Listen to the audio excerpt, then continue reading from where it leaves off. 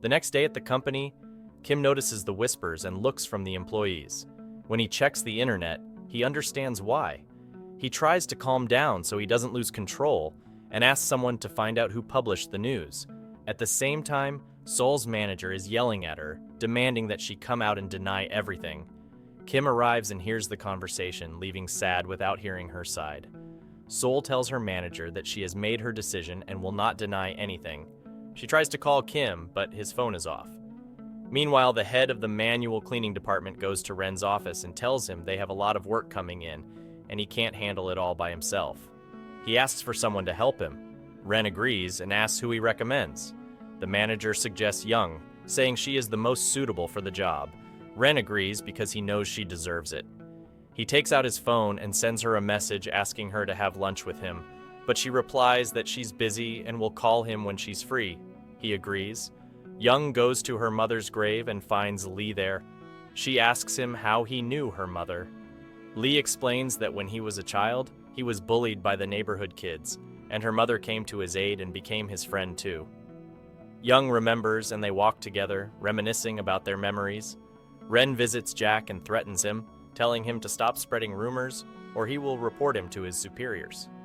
After leaving Jack, Ren goes home where Young finds the teddy bear she wanted from the amusement park. She is very happy and spends the day with him. At Kim's house, he distracts himself with exercises and ignores Saul's calls until she comes knocking on his door. She tells him she loves him and doesn't care about anyone's opinion about their relationship. He hears her but still doesn't open the door. The next day, the company announces that Young has been promoted. Everyone is happy for her except for the senior employees, who believe they deserve the position because they've been working there longer. John is preparing a surprise for me, but she tells him she's meeting her brother. He gets upset and says he will wait for her at the restaurant. She goes to him with Young. They are surprised by the musicians playing nearby and the bouquet of flowers. Young takes the bouquet, thinking it's a congratulatory gift for her promotion. Eventually, she realizes that all the preparations were for me and that John and me are in a relationship. She has no objections. The next day at work, Young notices that the employees don't listen to her. At night, she reads about how to gain their respect. Ren sees her and encourages her to make the employees listen to her. The next day, she implements a plan to win the employees over, and they start taking her seriously. After work, Ren drives her home. Before opening the car door, he wipes it with a tissue first. Lee sees this and realizes Ren is pretending to be cured. Lee later talks to a psychologist who tells him that pretending to be cured often means the condition is worsening. The next day during her break, Young overhears some girls talking about the girl Ren is dating. Feeling anxious, she starts to leave, but Ren arrives and announces that she is his girlfriend. Everyone congratulates them. In her neighborhood, Young's father is approached by a man who tells him that Mr. Joe wants to see him. Knowing who Mr. Joe is, he goes to meet him only to be told to keep his daughter away from Joe's grandson. Mr. Joe even offers money to ensure this. Young's father gets angry and tells Mr. Joe that it's actually his grandson chasing after Young and he should control his own grandson. He then walks away. At home, Young is getting ready to go out when her father pretends to be sick to keep her home. She calls Ren to tell him she will be late because her father is ill. Later, she discovers her father was pretending and he demands she not see Ren again, indicating he knows about their relationship. Young explains she works at Ren's company. Her father insists she quit and find another job. Confused by her father's anger and rejection of Ren, she calls Ren to reassure him and asks him not to call her until she reaches out first. Meanwhile, Kim goes to the hospital to see his grandmother and finds Seol there caring for her. His grandmother grows fond of Seol and is happy that her grandson has someone special in his life. Young tries to sneak out despite her father's objections, but he catches her and makes her stay to watch a movie with him. The next morning, Ren comes over, and Young tries to send him away before her father sees him. However, when her father hears Ren's voice, Young quickly shuts the door on Ren, telling him no one is home. Ren speaks up, and her father realizes he's there. He takes Young and locks her in her room, then confronts Ren, demanding he stay away from his daughter and forget their relationship ever happened. Ren, confused and not understanding the reason behind her father's actions, is left stunned. Hearing the commotion, Leon arrives. After Ren leaves, Leon comforts Young. She mentions the accident that killed her mother and how the driver offered them money, which they refused. Leon finds it odd that the driver had such a large amount of money and suspects something is wrong.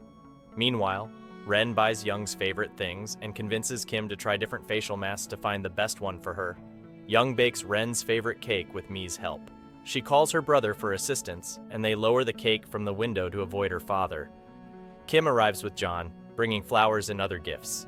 Kim takes the cake, but when they try to bring everything into the house, her father catches them and confiscates the items. A few days later, Leon asks Young's father to let her go out with him. Though initially reluctant, her father agrees. Despite feeling sad, Young agrees to go out with Leon. They talk for a while and suddenly run into Ren. They run towards each other and embrace. That night, Leon investigates the accident and discovers that the driver has been in jail since then and has a son who received a large sum of money. Leon is puzzled about who else is investigating the accident.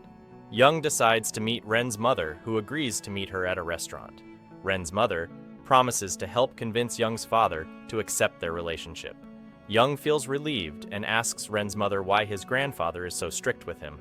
Ren's mother explains that while his grandfather was good to her, he was always critical of Ren.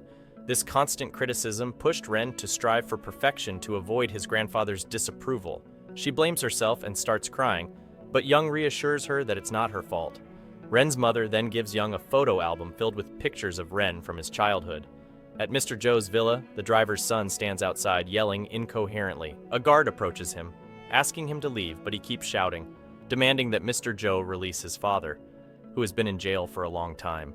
It becomes evident that the driver involved in Young's mother's accident has connections to Mr. Joe. Meanwhile, Leon visits Young's house while she is in the bathroom. He waits for her and notices the photo album, spotting a picture of the driver with Young's mother. He quickly takes the photo, as he had been struggling to find any images of the driver. John goes shopping for Mi's birthday present and finds a beautiful but expensive necklace. He goes home and tries to borrow money from his friends. Leon walks in and enjoys the coffee John made, offering to buy it from him. John agrees and rushes to purchase the necklace. That evening, Mi comes to the cafe to work. John, feeling bored and wanting to celebrate with her, tries to lighten the mood by pretending to call her boss, asking him to let her take a break. Mi, startled, grabs her phone from him, accidentally dropping it.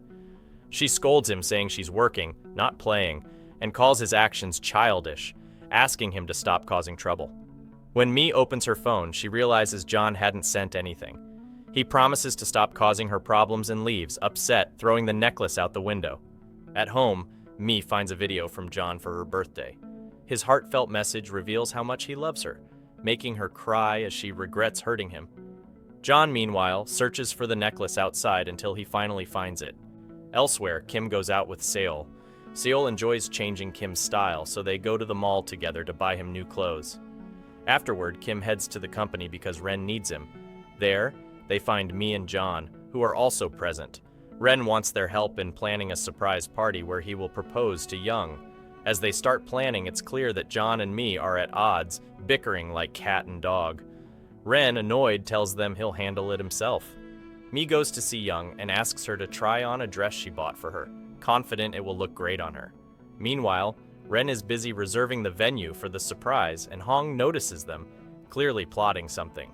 Later, Leon meets the driver's son and learns that Mr. Joe was the one who hit Young's mother and framed the driver for it. The next day, Mai calls Young, saying she wants to take her to a nice place to wear the dress she gave her. Young agrees, unaware of the surprise.